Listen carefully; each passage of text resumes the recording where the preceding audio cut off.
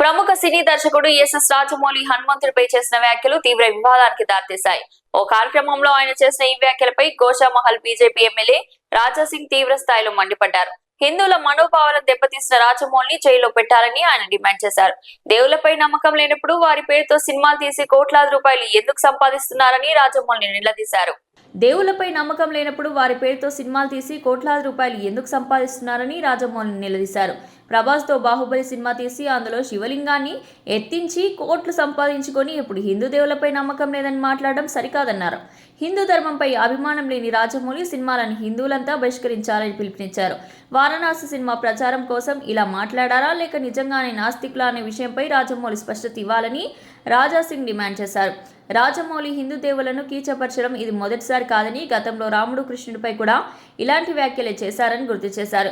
ఇలాంటి దర్శకుడిపై హిందువులు ఫిర్యాదులు చేయాలని ఆయన కోరారు. రాజమౌళి ఒక వీడియో వైరల్ అవుతుంది. ఆ వీడియోలో ఆయన ఏం చెప్తుందంటే, నాకు హనుమంతు పైన విశ్వాసమే లేదు, మా అమ్మ నాన్నకి ఉన్నది కానీ నాకు లేదని ఆయన ఈ విధంగా మాట్లాడుతుండు.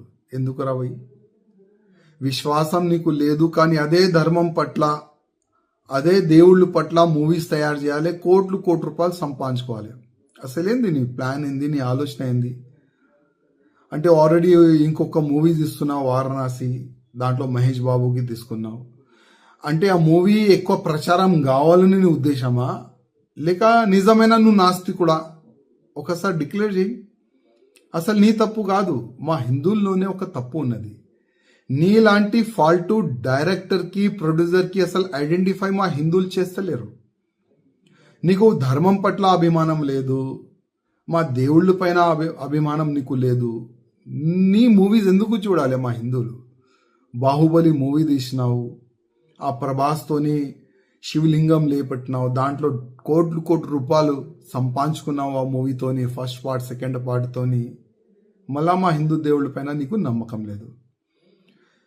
మా హిందువులకి ఒక మాట చెప్పాలంటున్నా, ఇది ఈ రాజమౌళిది ఇది ఫస్ట్ కామెంట్ కాదు. గతంలో కూడా భగవాన్ శ్రీకృష్ణ దాసులు అంటే ఉంటాయి కదా, 16,000 దాసులు కాదు లవర్ అని ఈ విధంగా ఆయన గతంలో కూడా కామెంట్ చేసిండు.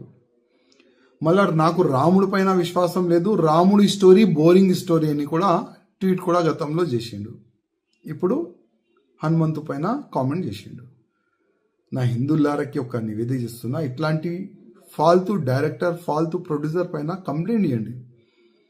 ఇట్లాంటి వ్యక్తులకి జైల్లో పడేస్తే అర్థమవుతుంది, హిందూ దేవుళ్ళ పైన కామెంట్ చేస్తే అసలు ఏమవుతుంది నా గతి అని ఈయనకి అర్థమవుతుంది. అదేవిధంగా ఈ ఫాల్తూ డైరెక్టర్ ప్రొడ్యూసర్ తీసిన మూవీ ఎవరు కూడా చూడకండి.